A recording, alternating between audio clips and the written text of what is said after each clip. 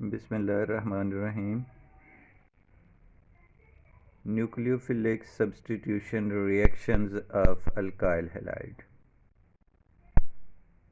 Alkyl halide के जो ये रिएक्शन हैं न्यूक्लियोफिलिक सब्स्टिट्यूशन रिएक्शन, ये दो तरह से होता है। दो तरह के इसके मैकेनिज़्म हैं। One is SN1 and other is SN2। SN1 stands for nucleophilic substitution unimolecular and SN2 stands for nucleophilic substitution bimolecular। सो इनकी हम कंपैरेटिव स्टडी करते हैं कि इनमें क्या चीज़ें डिफरेंट हैं।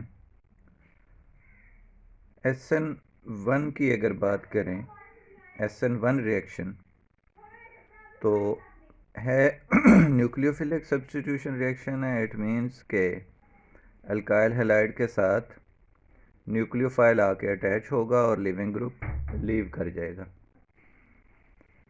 तो ये रिएक्शन होता है दो स्टेप में। First step is slow step, और फर्स्ट स्टेप में क्या होगा कि जो हेलोजन है वो लीव कर जाएगा और कार्बन पे पॉजिटिव चार्ज आ जाएगा। बिकॉज हेलोजन की इलेक्ट्रोनेगेटिविटी ज़्यादा है तो ये बॉन्ड हेलोजन के साथ चला जाएगा और कार्बन पे पॉजिटिव चार्ज आएगा। अब इस कार्बन को, ये जो चीज़ है, इसको कार्बोकैटाइन या कार्बोनियम आयन कहते हैं। जो अच्छा, इसको स्लो स्टेप है तो slow step is also known as rate determining step. दो स्टेप हैं, एक ये स्टेप है एक ये स्टेप है। तो जो स्लो स्टेप है उसको रेट डिटर्मिनिंग स्टेप भी कहते हैं। मतलब रिएक्शन की रफ्तार, रिएक्शन की स्पीड जो है वो स्लो स्टेप के लिहाज से है।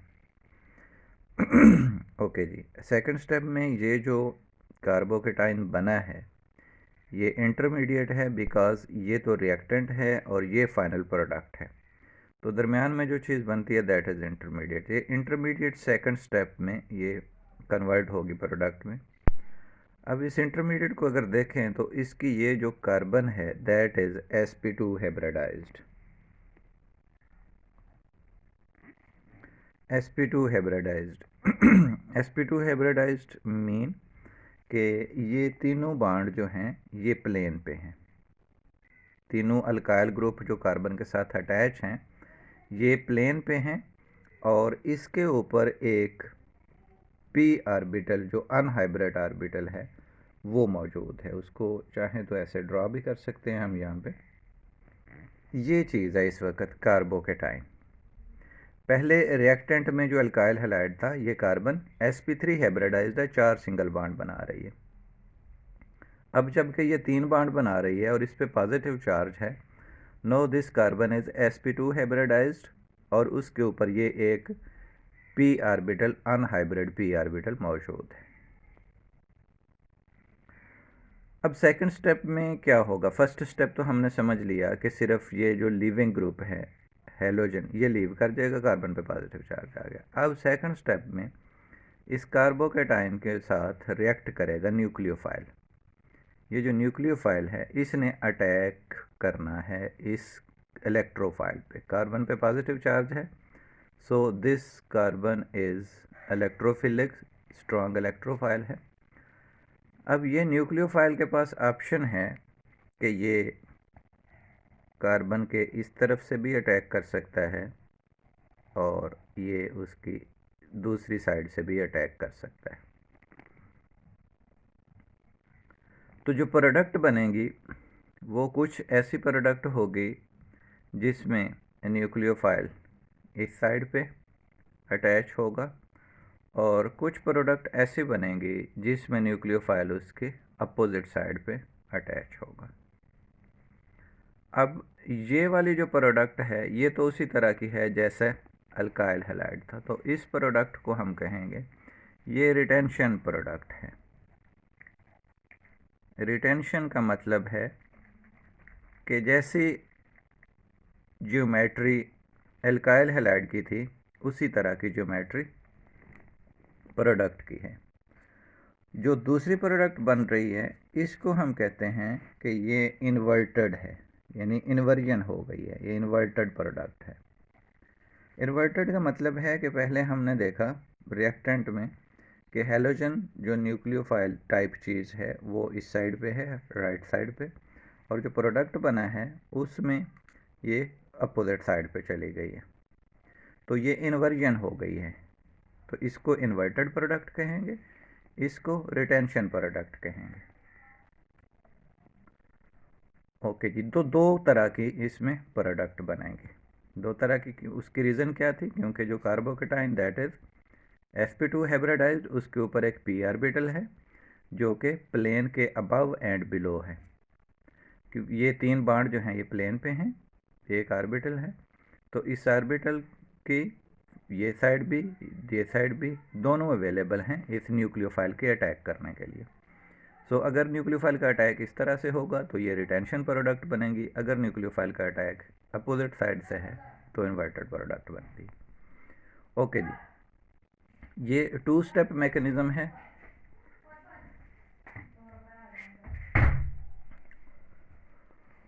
तो इसके बाद हम देखते हैं काइनेटिक एविडेंस। काइनेटिक एविडेंस में हमने बताना है कि इसका जो रेट ऑफ रिएक्शन है उसके बारे में। तो ये रिएक्शन है जी, न्यूक्लियोफाइल अल्काइल हैलाइड के साथ मिल रहा है और ये न्यूक्लियोफाइल अटैच हो गया अल्काइल ग्रुप के साथ और ये हैलाइड निकल गया, जिसमें जो रेट है, रेट ऑफ रिएक्शन है, वो डिपेंड कर रही है ओनली अल्काइल हैलाइड पे। इसका मतलब है कि इस रिएक्शन का जो ऑर्डर ऑफ रिएक्शन है वो 1 है और इसकी मॉलिक्यूलैरिटी भी 1 है। मॉलिक्यूलैरिटी को हम डिफाइन करते हैं number of molecules participating in rate determining step. तो ये रेट डिटर्मिनिंग स्टेप है, इस रेट डिटर्मिनिंग स्टेप में सिर्फ एक मॉलिक्यूल पार्टिसिपेट कर रहा है, तो इस रिएक्शन की मॉलिक्यूलैरिटी 1 होगी। ओके जी, अब आ जाएं इसके ऑर्डर ऑफ रिएक्शन की तरफ। मैंने कहा कि ऑर्डर ऑफ रिएक्शन भी इसका 1 है। ऑर्डर ऑफ रिएक्शन का हमें आइडिया होता है कि इसका जो रेट ऑफ रिएक्शन है वो अल्काइल हैलाइड पे डिपेंड कर रहा है कि इस रिएक्शन में हम अगर अल्काइल हैलाइड की कंसंट्रेशन चेंज करते हैं तो रेट ऑफ रिएक्शन पे फ़र्क पड़ता है। न्यूक्लियोफाइल की जो कंसंट्रेशन है उसको चेंज करने से इस की रेट ऑफ रिएक्शन पे कोई फ़र्क नहीं पड़ता। इस वजह से हम इसको कहेंगे कि इसका ऑर्डर ऑफ रिएक्शन 1 है, because only alkyl halide concentration affect the rate of reaction. The next thing is stereochemical evidence. Stereochemical evidence का मतलब है कि इसकी जो स्टीरियोकेमिस्ट्री है इस रिएक्शन की वो किस तरह से है। तो वो हमने पहले भी थोड़ी सी बात डिस्कस कर ली है कि ये जो इंटरमीडिएट है, इंटरमीडिएट से दो तरह के प्रोडक्ट बनते हैं, रिटेंशन प्रोडक्ट और इन्वर्टेड प्रोडक्ट। इसमें जो है पार्शियल रेसिमाइजेशन होती है, ये पॉइंट इम्पॉर्टेंट है, जहन में रखने वाला है। पार्शियल रेसिमाइजेशन मतलब है ये 100% रेसिमिक मिक्सचर नहीं है। रेसिमिक मिक्सचर 100% उस वक्त होना था अगर 50% ये प्रोडक्ट होती और 50% इन्वर्टेड प्रोडक्ट होती, तो हमने कहना था ये रेसिमेट है या रेसिमिक मिक्सचर है। और हम पढ़ चुके हैं कि रेसिमिक मिक्सचर या रेसिमेट ऑप्टिकली इनएक्टिव होता है, इसमें ऑप्टिकल एक्टिविटी मौजूद है। इट मीन्स कि इसमें जो एक प्रोडक्ट है वो थोड़ी सी ज़्यादा है। वो कौन सी प्रोडक्ट थोड़ी सी ज़्यादा है जी? इन्वर्जन वाली। जो इन्वर्टेड प्रोडक्ट है वो 50% से ज़्यादा है, हम कह सकते हैं 51% या 50 पॉइंट सम, थोड़ी सी ज़्यादा है। वो ज़्यादा क्यों है? वो ज़्यादा इसलिए है कि ये कार्बोकेटाइन जो बनता है, if this carbocation is not very much stable, तो जो न्यूक्लियोफाइल है उसके इस साइड से अटैक करने के चांसेस ज़्यादा होंगे, बिकॉज ये वाली साइड जो हेलोजन वाली यानी लिविंग ग्रुप वाली जो साइड है, it is somewhat hindered for attack of nucleophile. तो इस वजह से थोड़ी सी ये वाली प्रोडक्ट जो इन्वर्टेड प्रोडक्ट है वो थोड़ी सी ज़्यादा होगी। थोड़ी सी कंसंट्रेशन ज़्यादा होने से हम कहेंगे कि ये 50-50 नहीं है, बल्कि ये थोड़ा सा ज़्यादा है, जिस वजह से ये पार्शियल रेसिमाइजेशन है, 100% रेसिमाइजेशन नहीं है। ओके जी, अब हम बात कर लेते हैं जो दूसरा इसका मैकेनिज्म है, that is SN2। SN2 stands for nucleophilic substitution bimolecular. Bimolecular का मतलब है कि इस रिएक्शन की मॉलिक्यूलैरिटी 2 है। मॉलिक्यूलैरिटी को पहले भी हम डिफ़ाइन कर चुके हैं और इसकी केमिकल काइनेटिक्स वाले चैप्टर फर्स्ट ईयर में डिटेल है इस मॉलिक्यूलैरिटी और ऑर्डर ऑफ रिएक्शन की, उसको आप वहाँ से भी स्टडी कर सकते हैं मुकम्मल तौर पर समझने के लिए। Bimolecular mean number of molecules taking part in rate determining step is called molecularity. इसके रेट डिटर्मिनिंग स्टेप में 2 मॉलिक्यूल पार्टिसिपेट कर रहे हैं, इस वजह से ये बाईमॉलिक्यूलर है। जबकि यहाँ पे हमने कहा था कि इसका जो रेट डिटर्मिनिंग स्टेप है उसमें सिर्फ ये अल्काइल हैलाइड का मॉलिक्यूल पार्टिसिपेट कर रहा है, इसलिए ये यूनिमॉलिक्यूलर है। ओके जी, तो इसमें इसका मैकेनिज्म किस तरह से है जी, ये रिएक्शन एक ही स्टेप में कंप्लीट होता है, ये 2 स्टेप में और SN2 एक स्टेप में। यानी एक ही स्टेप में जो हेलोजन है ये लीव कर जाएगा और न्यूक्लियोफाइल जो है वो इसके साथ अटैच हो जाएगा। तो इसमें कोई इंटरमीडिएट नहीं बनता, बल्कि इसमें सिर्फ ये ट्रांजिशन स्टेट बनती है। ट्रांजिशन स्टेट वो होती है जिसमें टूटने वाला बांड टूट रहा होता है और नया बांड जो है वो बन रहा है, जिसको ये डॉटेड लाइन से रिप्रेजेंट किया गया है। मतलब है कि ये लिविंग ग्रुप वाला बांड कंप्लीटली ब्रेक नहीं हुआ अभी, और ये जो न्यूक्लियोफाइल ने अटैच होना है ये भी कंप्लीटली इसके साथ बांड नहीं बना, ये बांड बन रहा है और ये बांड ब्रेक हो रहा है। ये जो सिचुएशन है चीज़ है, it is called transition state. Transition state is very much unstable, whereas जो यहाँ पे हमने इंटरमीडिएट की बात की थी ये फिर भी कुछ स्टेबल होता है। इंटरमीडिएट जो ट्रांजिशन स्टेट है ये बनती है फौरी तौर पे प्रोडक्ट में कन्वर्ट हो जाएगी। ओके जी, अब ये इसका प्रोडक्ट बन गया, ये इसका रिएक्टेंट था, ये न्यूक्लियोफाइल है, ये अल्काइल हैलाइड का मॉलिक्यूल है, इसमें हमने ये मिथाइल लिखा है। और दूसरी बात ये भी यहाँ से क्लियर हो गई कि ये जो है प्राइमरी अल्काइल हैलाइड है, ये वाला जो अल्काइल हैलाइड था that is tertiary alkyl halide. तो हम इसके डिफरेंस में ये भी लिख सकते हैं कि जो SN1 मैकेनिज़्म है उसमें टर्शियरी अल्काइल हैलाइड है और जो प्राइमरी अल्काइल हैलाइड है इससे SN2 मैकेनिज़्म रिएक्शन होता है। ओके जी, एक ही स्टेप में लिविंग ग्रुप लीव कर गया और न्यूक्लियोफाइल अटैच हो गया, so it is called SN2 reaction. तो क्योंकि एक ही स्टेप है तो उसी स्टेप को हम रेट डिटर्मिनिंग स्टेप कहेंगे, और यही स्टेप जो है इसको हम स्लो स्टेप या रेट डिटर्मिनिंग स्टेप कहेंगे। रेट डिटर्मिनिंग स्टेप में 2 मॉलिक्यूल पार्टिसिपेट कर रहे हैं, अल्काइल हैलाइड वाला भी और न्यूक्लियोफाइल वाला भी, इसलिए ये बायोमॉलिक्यूलर रिएक्शन है। इसके काइनेटिक एविडेंस की बात करें तो जब हमने इसके रेट ऑफ रिएक्शन को स्टडी किया तो पता चला कि रेट ऑफ रिएक्शन न्यूक्लियोफाइल और अल्काइल हैलाइड दोनों अफेक्ट करते हैं। मतलब न्यूक्लियोफाइल की कंसंट्रेशन चेंज करेंगे तो भी रेट ऑफ रिएक्शन अफेक्ट होगा, उस पर फ़र्क पड़ेगा।